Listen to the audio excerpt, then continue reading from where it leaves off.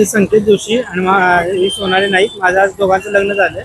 आज आमच्या मित्रमंडळी प्रिन्स क्लब खासबाग आणि माझ्या संकल्पातून कोल्हापुरातले रस्त्याचे काम आहेत, त्याच्यावरती प्रशासनाचं एक लक्ष द्यावं यासाठी आमच्या दोघांनी मिळून वरात काढलेली आहे.